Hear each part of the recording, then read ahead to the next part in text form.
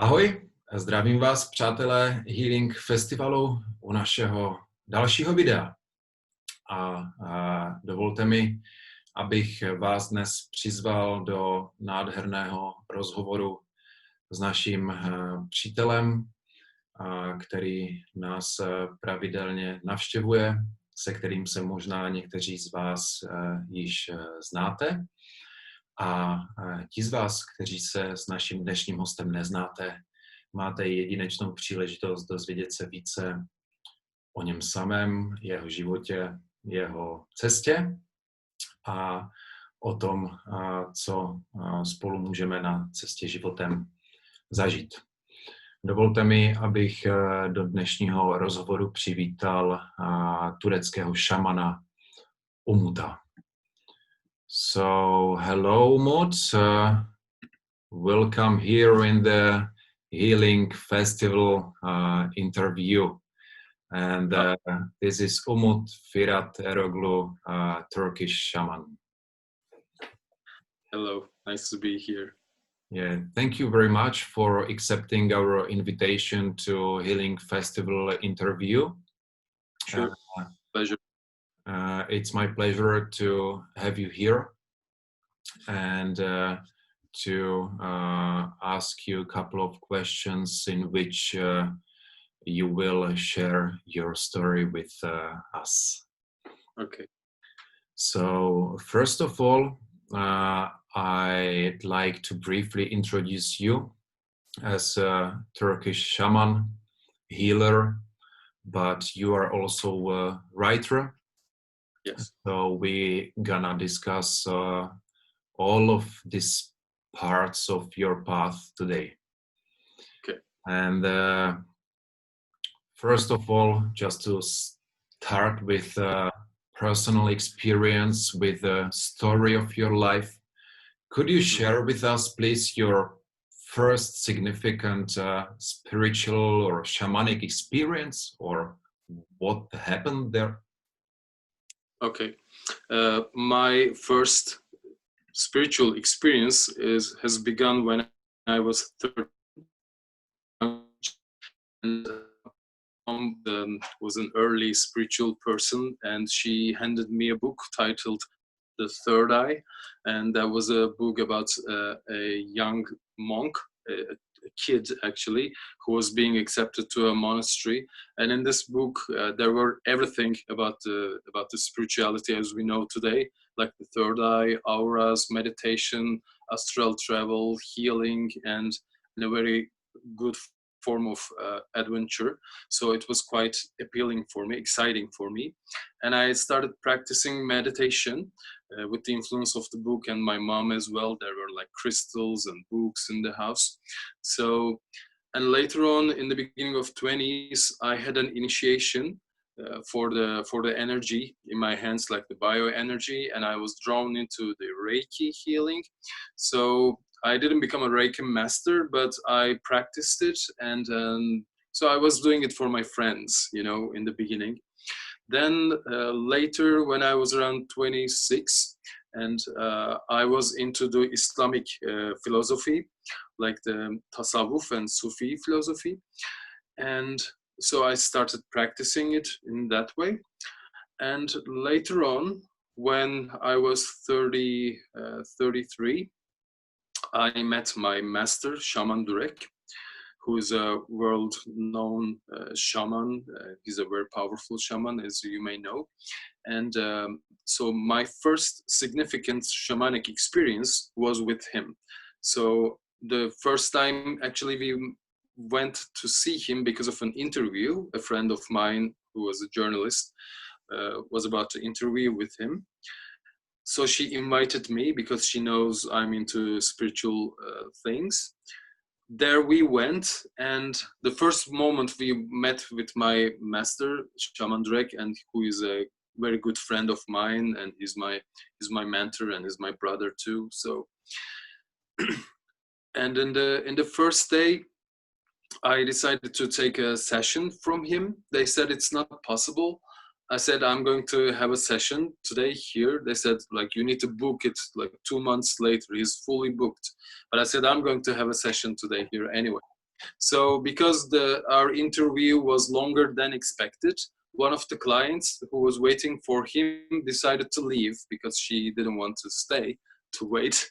So then there was an empty spot, free spot. So people were people were very surprised about it. Later, Drake told me that it was my manifestation was so powerful on that day, so I made it happen. And so later we became good friends, like fellas, you know, hanging around in Istanbul. And he used to be in Istanbul for a long time. He would come and stay for 2 months. He would leave and come back in a month and stay another 2 months.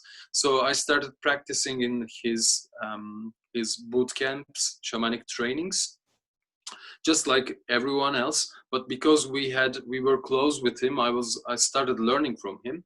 And I'm a journalist myself as well, as you know, and you mentioned.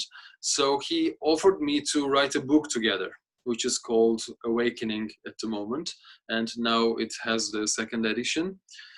It was sold out in Turkey. So therefore, as we were working on the book together, I learned a lot from him, and I had the chance to spend many hours together with him.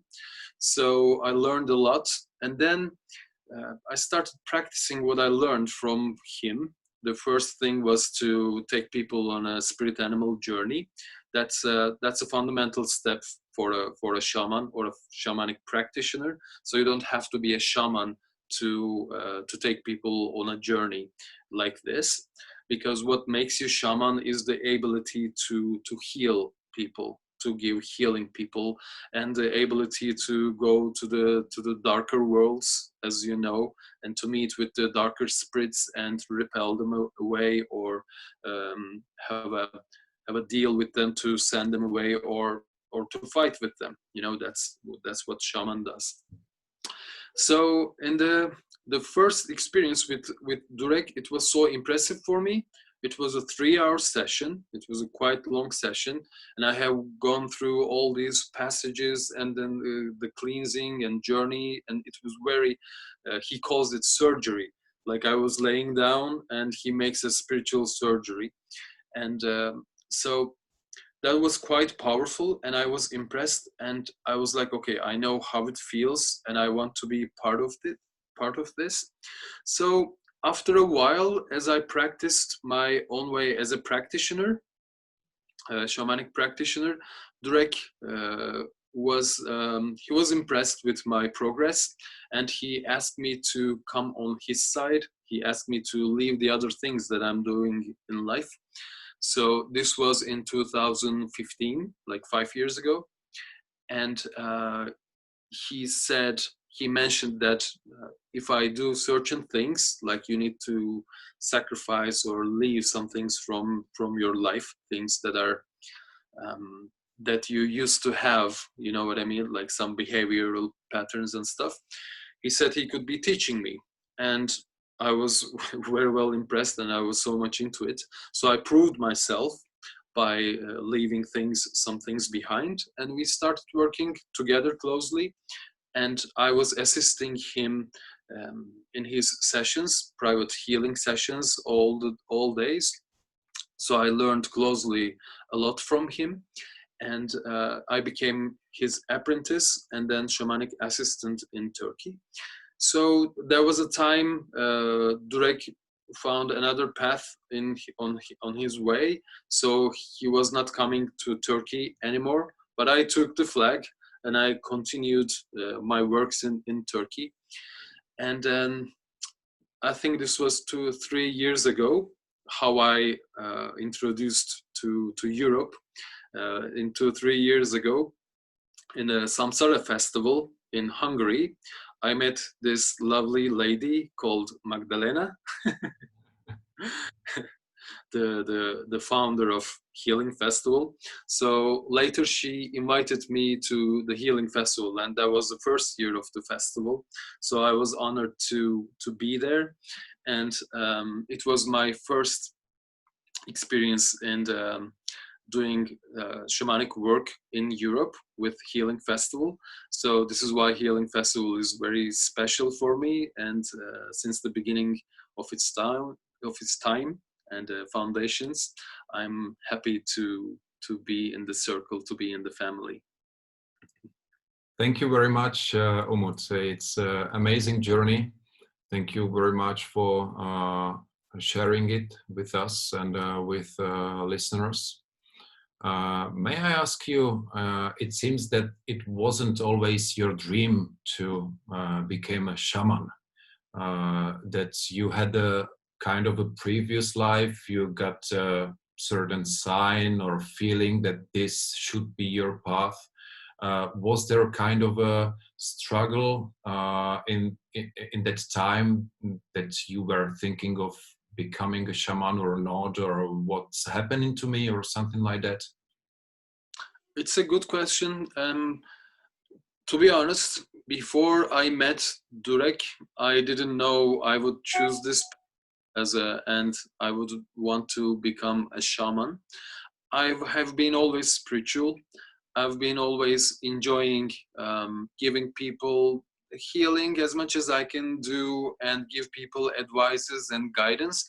But I never considered this as a way of living, like fulfilled. So the struggle in the beginning was to leave the things that were part of my life, because as a journalist, and I was a writer and advertising creative, and so I was doing like creating copywriter, and I was a creative director. So this has a certain lifestyle, as you can imagine, and those things were actually low vibrational lifestyle, as you know. So those were the first things that I had to leave behind. And then that was the first part that was challenging. Then later on, as the practice started, because shamanic practice gives you certain powers, the spirits won't easily give you those powers. They would test you. They would test your sustainability, like, and your endurance, your reliance, if you really want it, or do you want it for the power, or do you want it for the prestige, and all these sorts. So the more and they test you for these things. How they test you? In many ways in life, you know what I mean, in many ways in life. What I have seen, that once you are aligned with the purpose of your life, purpose of your soul, then the universe always backs you up. So it always provides you the basic survival needs. But the comfort in life, it comes later. It comes later. But at the same time, it came with so beautiful gifts. Like, for example, my opening to Europe, as I told right now. Now I'm visiting many countries in Europe. I have clients, and I have done rituals, events in Budapest, as well as Brno, and in Budapest, in Vienna, in Belgium. I have many clients in Paris. So this opens up so many possibilities. So on one side of the scale, there are so many gifts, and on the other side, there have been always some challenges. But at the same time, right now, it's like quite balancing, and it's like flowing nicely. Now I'm getting the awards of my devotion. So it's the devotion. Thank you very much. I guess you mentioned a couple of really good points which could be very helpful to all of us, that we need to sacrifice old habits and programs which doesn't serve us anymore, and that there is always the universe to back us up in the time of need. So I believe that this is really encouraging, and this is something all of us should keep in mind when deciding to make like important life step, or a step to unknown places and areas, which is definitely something what happens to you. And I understand it went well, and right now you are using your powers and knowledge and experience to help others to find their way. Yes. So thank you for that. We had meetings during the Healing Festival with a couple of people who attended your workshops, and they shared their powerful stories, and this is amazing. So yeah, thank you for sharing your path with us. You shared how you actually learned what you do right now. And speaking of shamanism in Central Asia or in Turkey, many people would wonder about the tradition, about the historical background of shamanism in that area of the world, because mostly maybe they hear about the shamans coming from other parts of the world, and maybe we are not so familiar with the shamanic tradition in Turkey and in the areas around. Could you share with us a piece of the history, the historical background and the tradition of shamanism and this knowledge in the area? Yeah, thank you for asking this question, because just like you say, many people know the shamanism from South America and the South American continent. And actually, the roots of the shamanism, it's coming from the Central Asia. And Turks, the Anatolian shamans, we have our roots ancestors from Mongolias and other Turkic tribes. Like Turks are like huge tribe in Central Asia. There are like so many Turkic tribes. So Mongolians are one of them, and one of the biggest ones. Altais are also bigger. Our ancestors, like Gökturks, are quite big too. So the thing is, like the shamanism has its roots from the Central Asia, and there's a town called Tuva, which is known as the capital of the Central Asian shamanism. So the Mongolian and Siberian shamans are the ancestors, we can say, are the ancestors of most of the whole shamans in the world. Maybe I can say except the Aubergines in Australia and the Zulus in Africa. Sure, they have different roots, but the shamanism itself is known as the oldest belief system in the world, which dates back to 40,000 years. Even some historians say 70,000 years. So it's as old as humanity. So how the shamanism traveled through the world is actually when in the historical times, maybe you know there's a Bosphorus called Bering, the Bering Channel between the Siberian tip of Asia and the Alaskan tip of America, which is on the north. So when you see the world as a globe, actually there's a point where the Siberia and Alaska is very close to each other. It's just 70 kilometers in between the continent America and Siberia, which is part of Asia. So when you stand in between this channel, you can see one side America and one side Asia. This is something people don't know much, because when you look at the world map, you see they're so far away. But as you see the world as a globe, you can see the connection. So there was times like 10,000 years ago, 20,000 years ago, many times, these Asian tribes like Turks, Mongolians, Siberians traveled to America. So they traveled across the whole continent down to the south, influencing the natives living there, and also becoming the ancestors of the natives being there. So they brought the shamanism to America.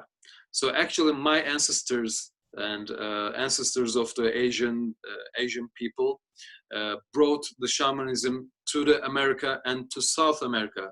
This is why they call it chamans, but we call it shamans, you see.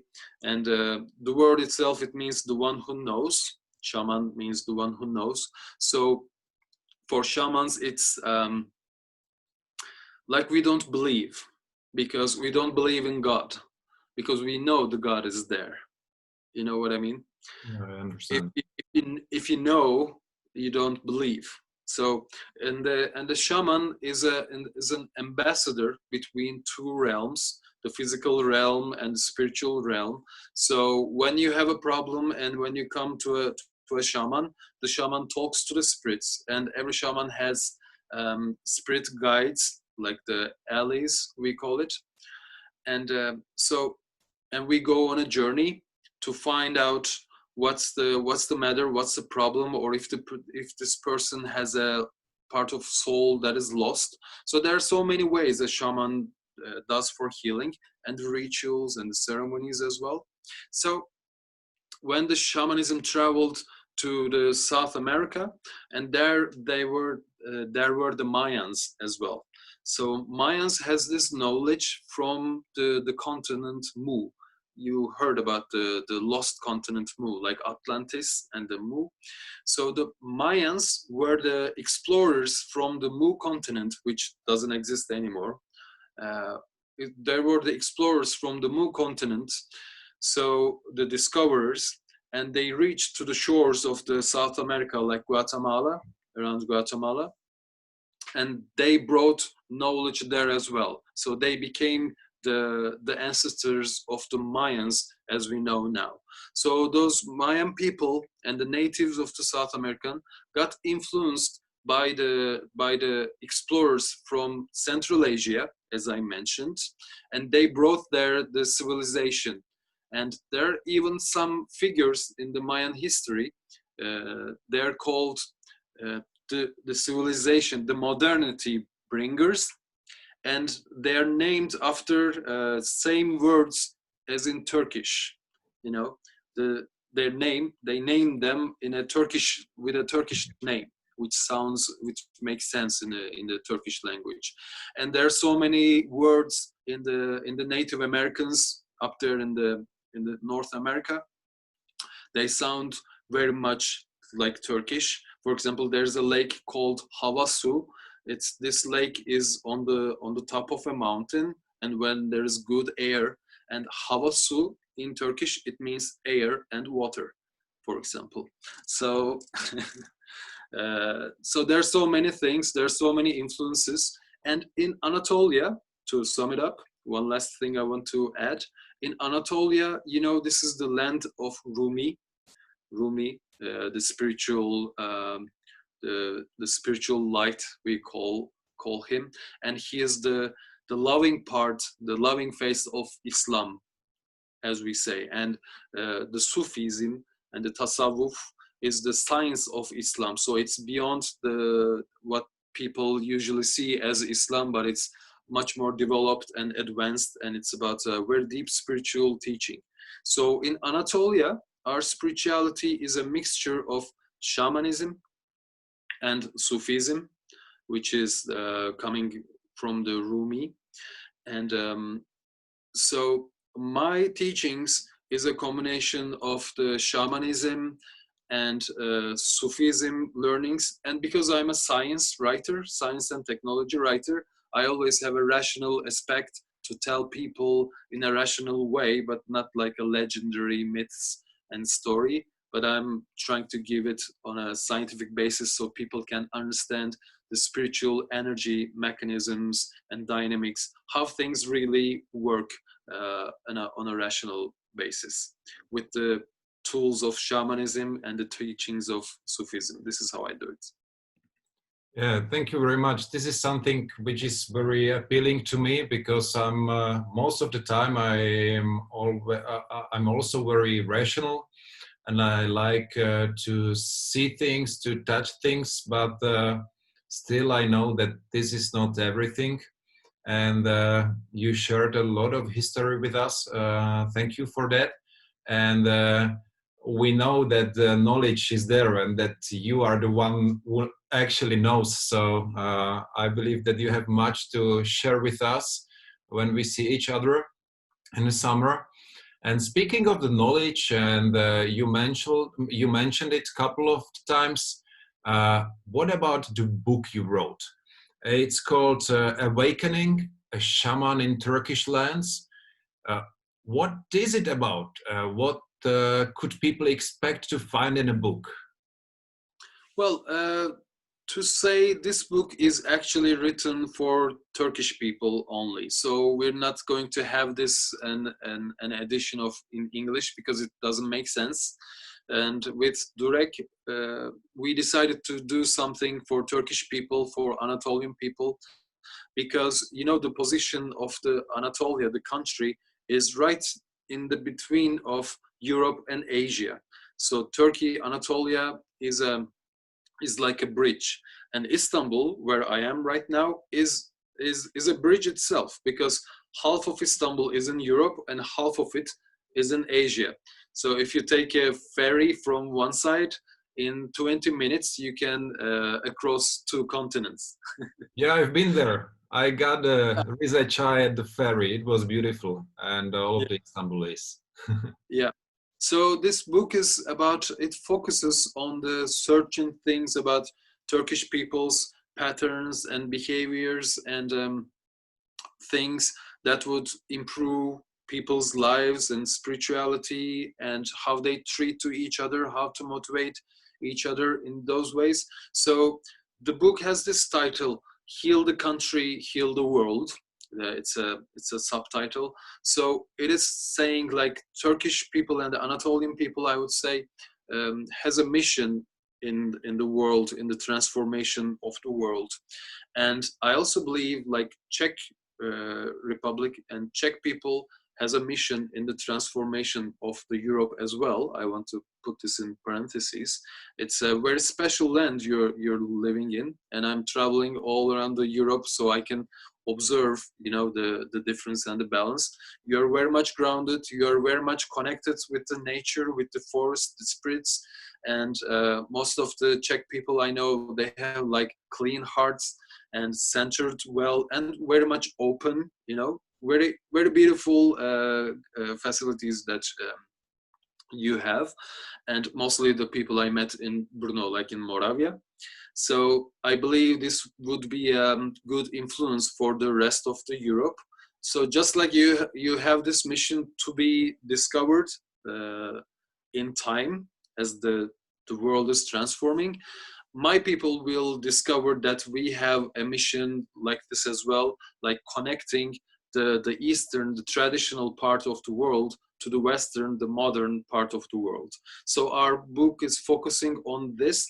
If we can heal ourselves, if we can get rid of leave the, you know, all these troubles and problems and, you know, shadows in the past and clean them, so we can give guidance and we can be light to the rest of the world, just like you beautiful Czech people can do it for the Europe and to the world as well. Thank you very much for saying that. And I believe that we together are fulfilling those missions and finding the way through. So thank you very much. And let's touch your actual work. As many of us already know, there is plenty of people who see you for the first time right now. And we can say that you provide kind of a guidance. You provide a different variety of sessions and rituals and retreats. Could you share with us what is your actual work about? What you actually do? How does it work? So basically, when we talk about a ritual, a circle, in shamanism, we call it a sacred space. Okay, sacred space, and I call it on a scientific with a scientific approach, a space for connection, to connect with the to connect with the spirits and the nature and the cosmos, right? So basically, what I'm doing in general is I hold space for people to find the possibility to connect with the nature and with the cosmos and with the spirits. So we create a sacred space for that. This is what all shamans are doing, okay? So with whatever the intention or the purpose of this circle is, then I'm giving people tools to make it possible for them. So this can be a teaching with some knowledge to give people inspiration, and I can show them some methods, shamanic methods, to connect within themselves, connect with the outside, connect with each other. Okay, and then with the drum, with this searching frequencies, with the help of my guides and the spirits allies, I'm making these vibrations of the space higher so that people can connect deeper and open up more. And I can also guide people on a journey so that they can go on their own journey. I can call for the spirit animals. I can call for the guiding spirits, the spirits of the light. I can call for the protection, the guardian spirits as well, and many others.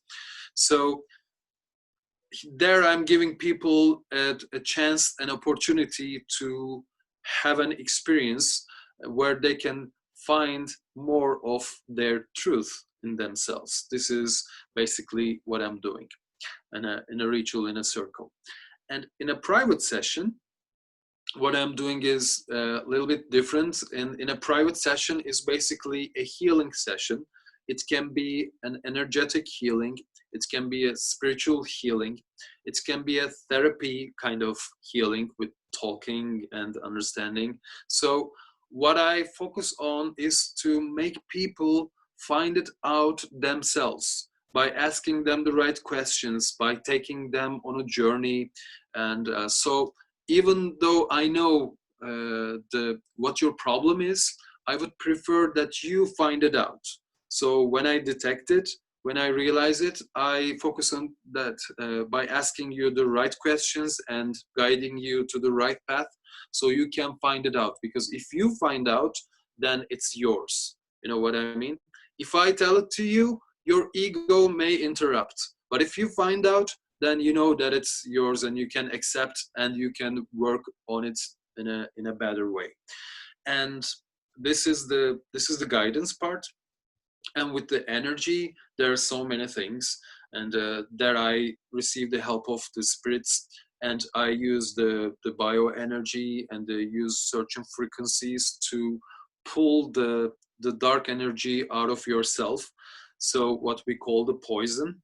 Everybody has this dark energy, and we call it poison. It needs to be extracted out of your body, out of your system. So in this healing festival in 2020, we are planning to make a healing ceremony where people will have the chance to experience this deep shamanic healing, the dark energy, the poison cleaning. And and there will be other things as well. Okay, thank you for that.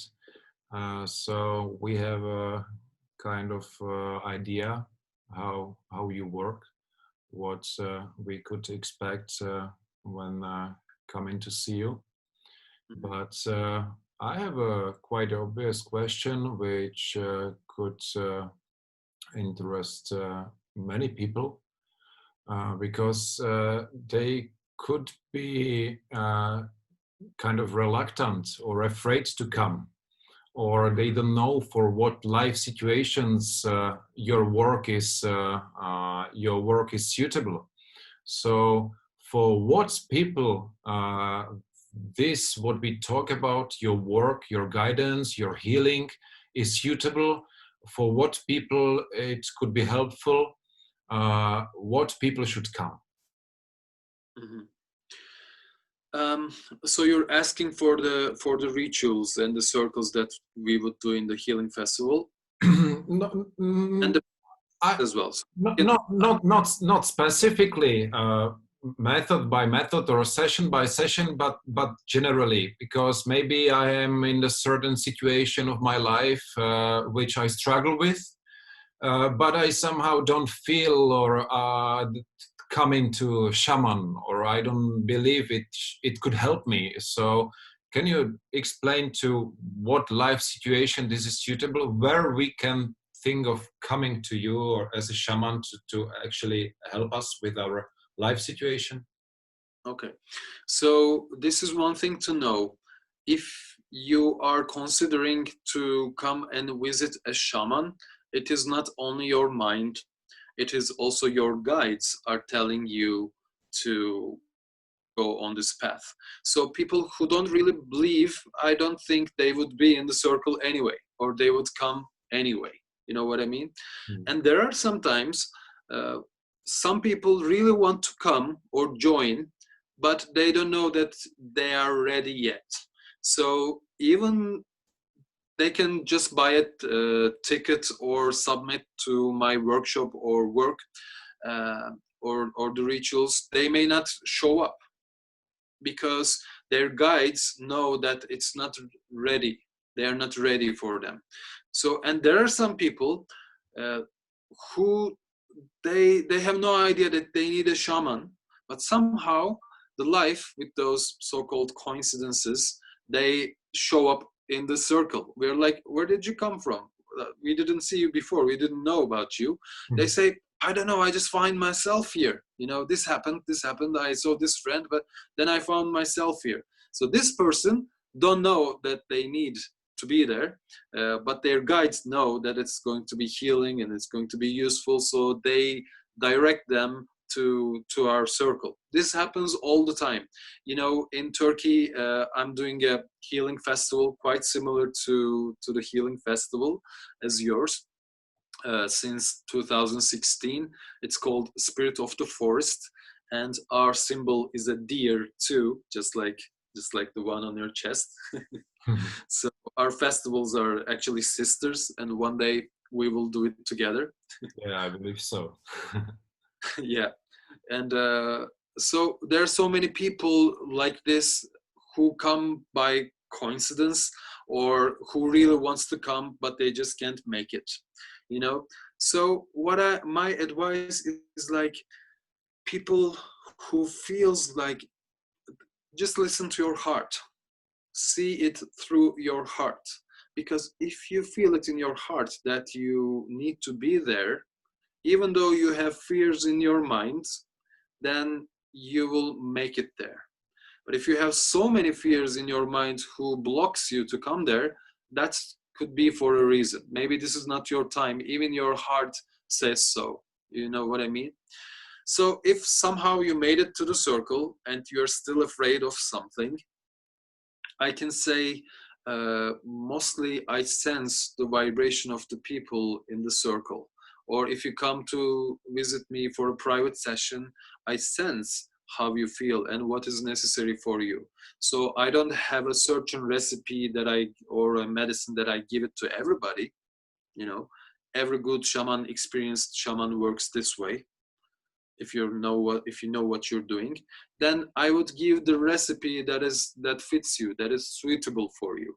So it's not going to be too stressful or too pushy, or it won't take you too deep if you're not ready, or too high if you're not ready. You know what I mean?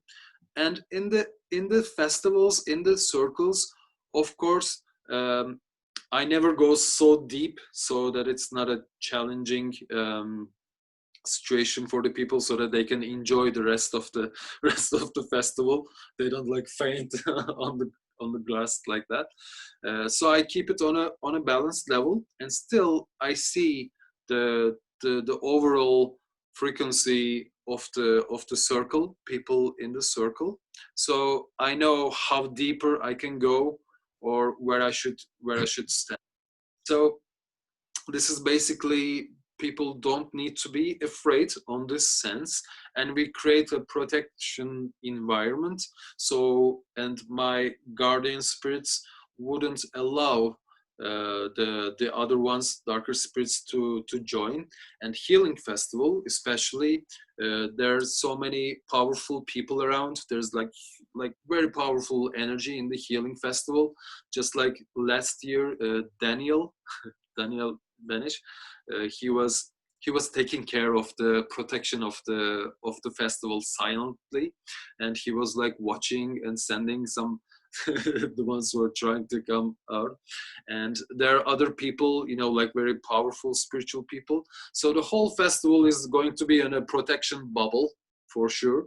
And this is also, people can feel like safe to be in a healing festival, because this healing festival is being done from the very beginning with very beautiful intentions, like to bring beautiful healing to the people. Like it has its purpose and it's totally aligned with it. I believe it's a very secure, protected environment, so people can feel relaxed about those.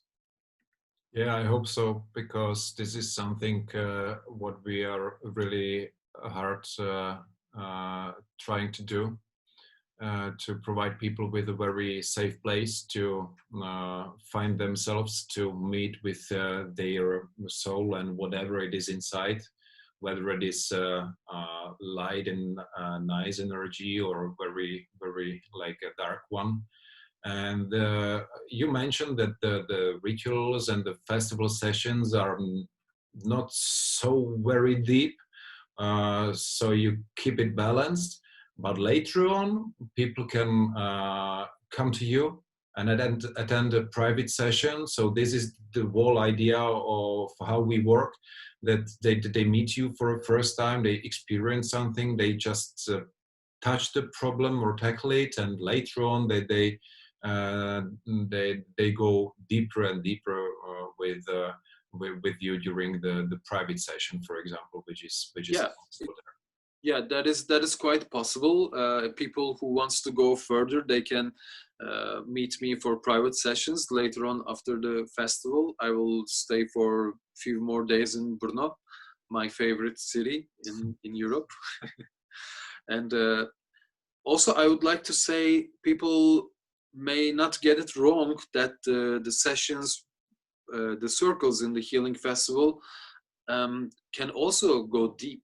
Like people can find deep healing in there. But what I'm saying is, and people may scream out, or people may cough their poison as well. So let's not make people don't get it wrong. However, what I'm saying is, like, I will be observing the situation, so I will be careful to not to create a challenging situation for the people in the circle. However, if this is a benefit for this certain person, that she needs to go through that, I would be there to assist and to take care and to bring her back to her like normal state after the circle, so people can feel relaxed about it. Okay, good to know. Thank you. So we heard that basically shamanic work and the guidance of you is suitable for, I would like to say, like almost anyone feeling it's suitable for them, and who feel ready and attached to the idea of coming and experience those rituals or this kind of work. But could you mention a couple of examples of very specific life situations people visited you in the last time?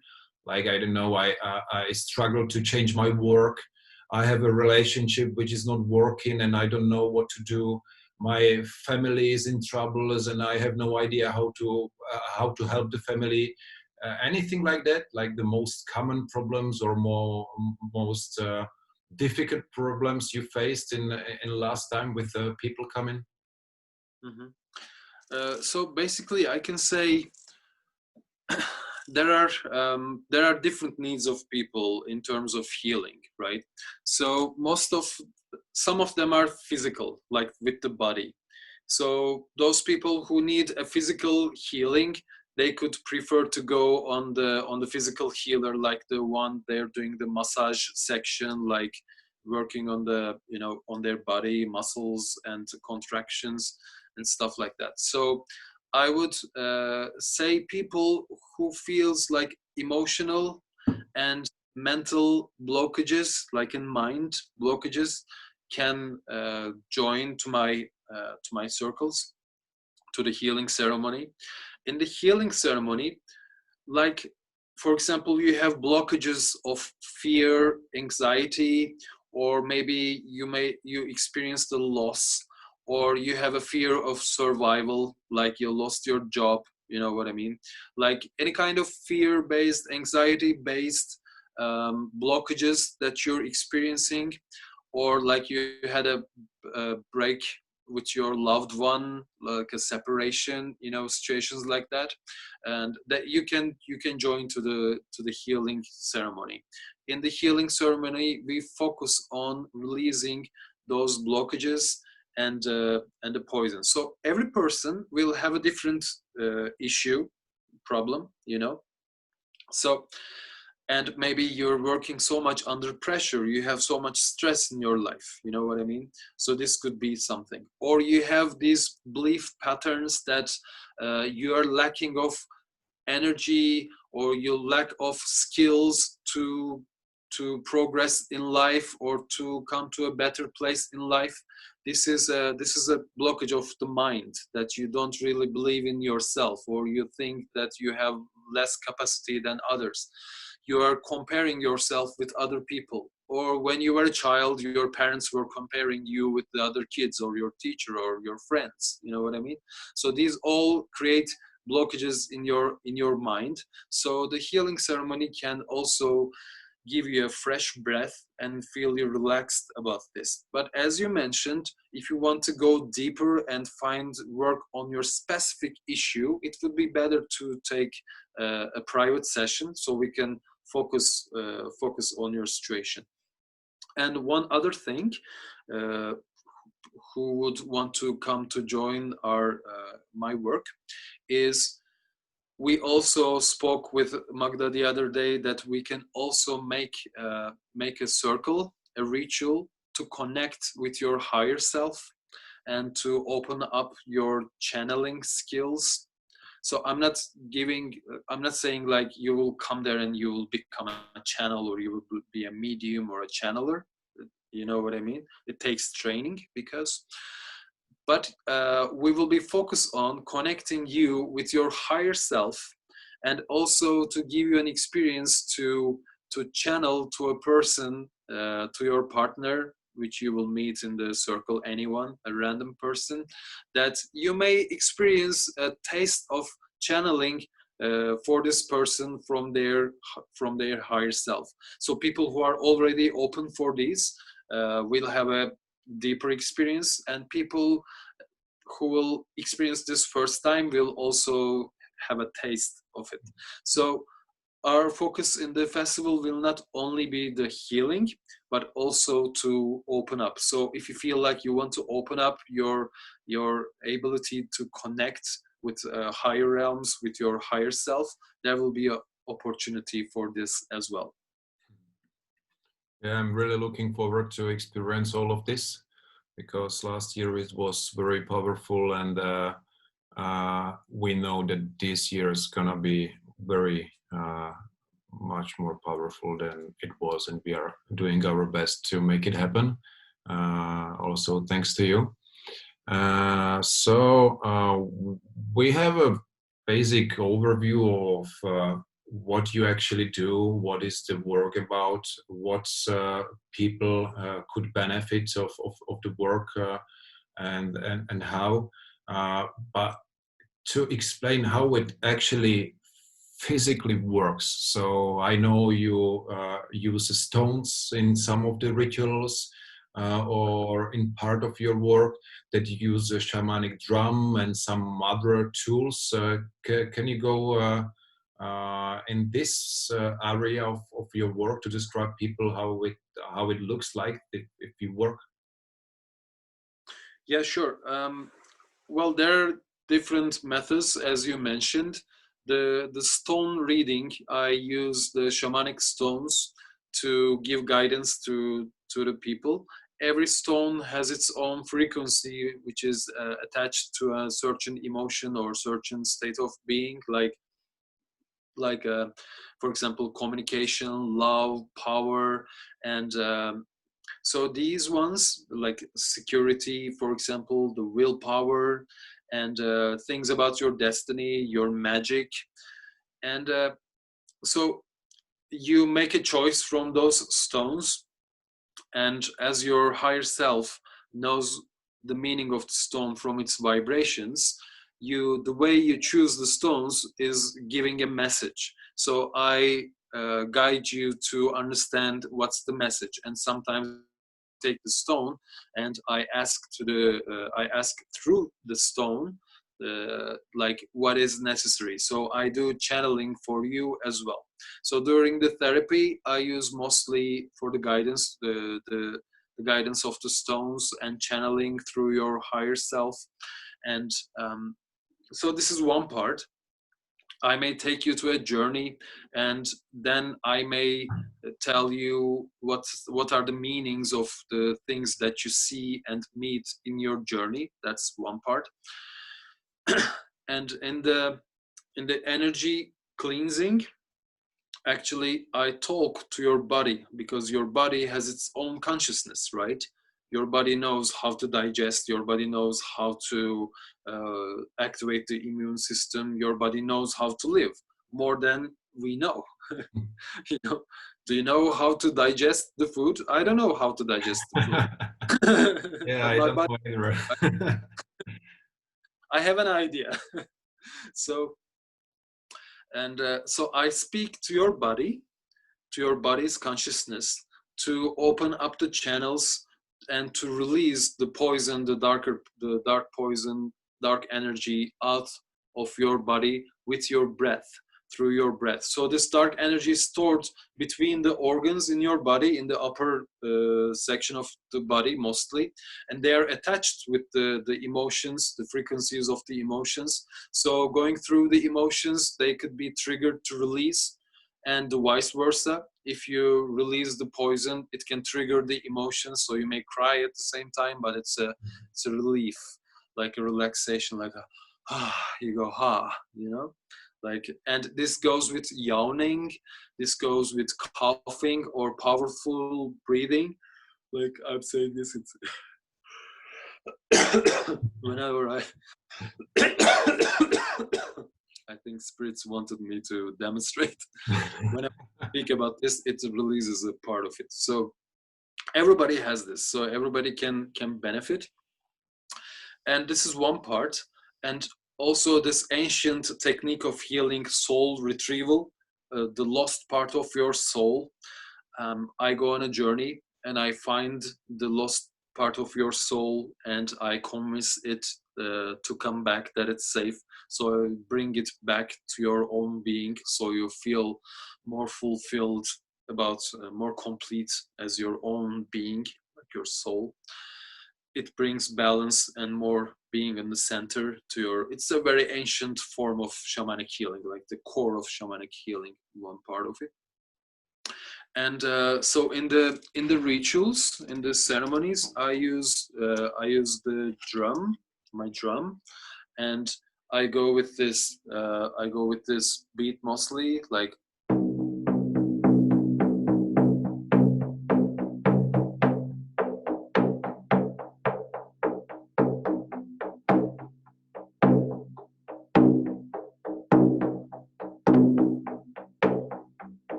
So as you feel the vibrations, and this represents the heartbeat. And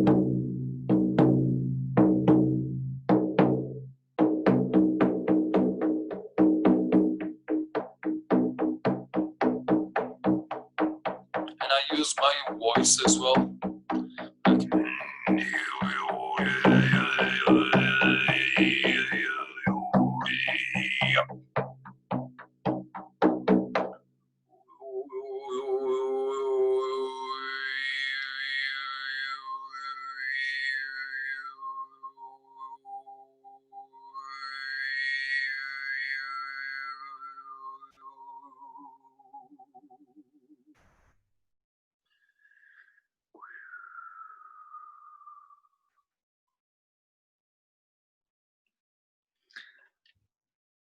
These frequencies triggers certain energies in your body and in your conscious, and it helps you to go in a trance state, like not like a hypnosis, but into a trance state, so your body can relax and your energy body gets activated, so that whatever the healing you may receive, and it also gives a space for the spirits to heal you as well. And my spirits work with these are also like the commands for my spirits, and sometimes I ask my spirits to go into your body and clear this blockage and pull the poison out of your system, you know. And so they do it because this is their work, they're my allies. And sometimes I release myself, like, now I'm your instrument, then I become their instrument, and they work through me. So I don't think of what I'm doing, but I'm just doing it as a tool, as an instrument for them. So this is basically part of the shamanic healing. And on a circle, on a ritual, with the sound of the drum and the rattle and the voices, people can also join with their voices, where if we are like raising the frequency to a higher levels. And so when everybody joins there, sometimes it creates a higher vibration. There I guide people and help people to go into this trance state where they can relax and they can go into this healing mode. Okay, great. Thank you very much for the short ritual here. I was like feeling there because I know your drum, and I know you already, and it's beautiful. So I'm really looking forward to meet again. And Me too.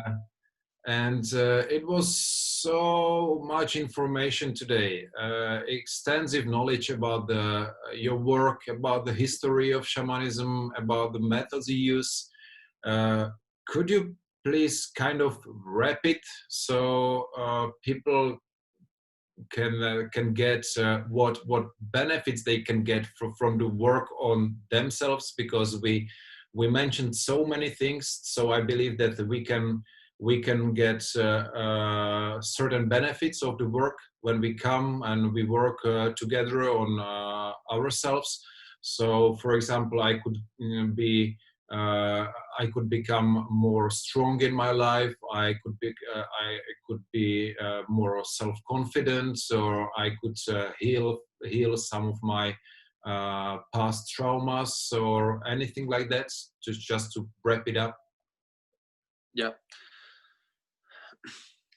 I can say basically you can come join our circles and the healing ceremonies if you come with the intention of finding out your truth and connecting with your higher self, connecting with your heart and connecting with your own truth, and finding an inspiration on your path in your life, your purpose in your life.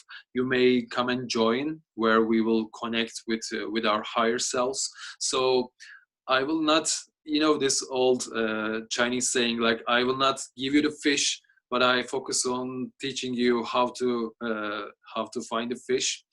This is not a vegan example, I'm sorry about that, but you got the point. But it works with plants as well. Okay, I will not give you the fruit, but I will teach you how to pick the fruits of your, or grow the tree. or grow the tree. Thank you. This is a very good example. I will start from the beginning.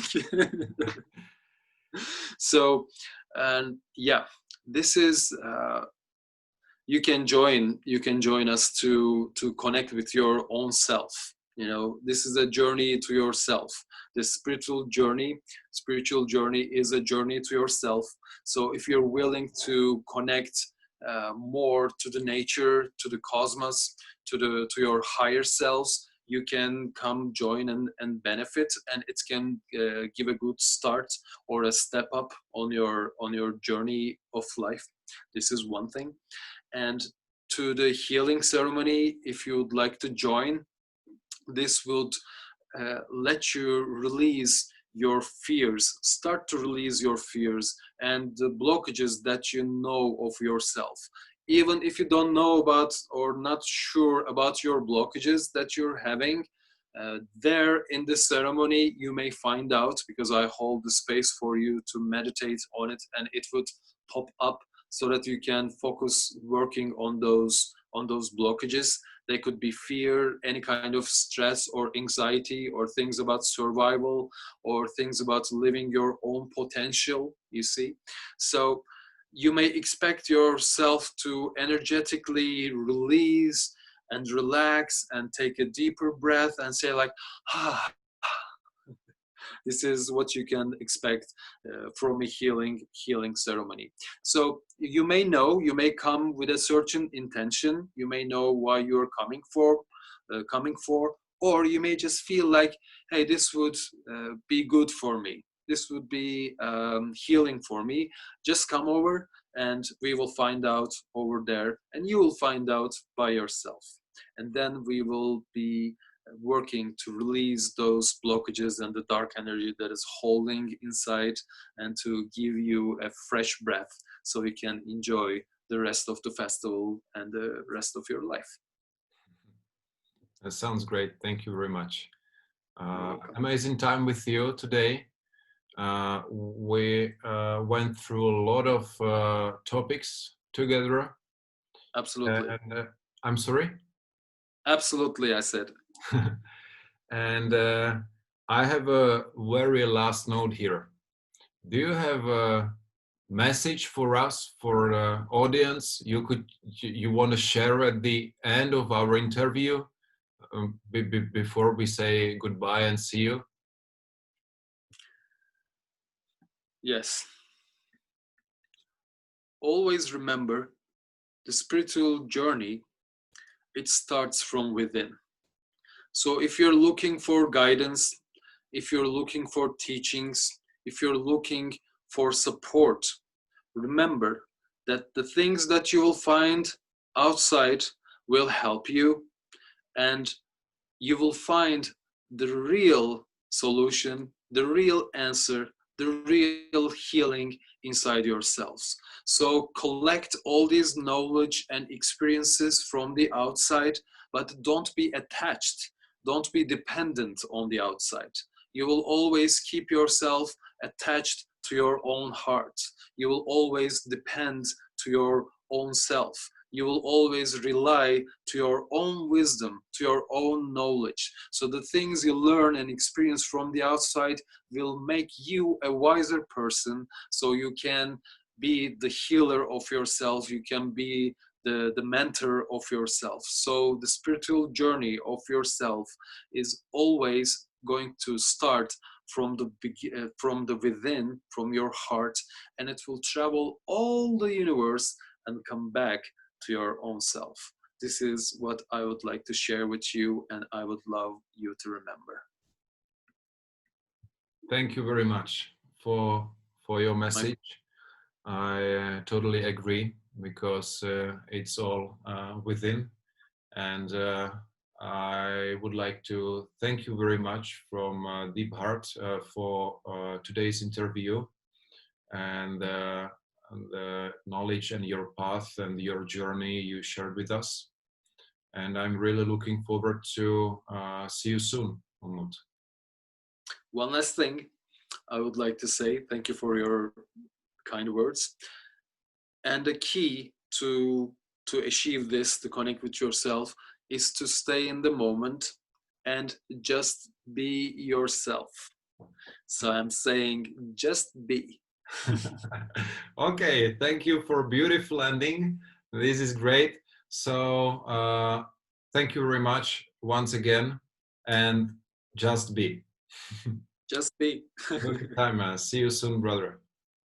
Thank you. Thank you for giving this opportunity to share. I'm looking very much forward to come back and meet all my beautiful people there and enjoy the Healing Festival. Okay. Thank you very much. Enjoy the rest of the day. Enjoy the beautiful spring, and see you soon. Bye-bye. See you soon. Bye-bye.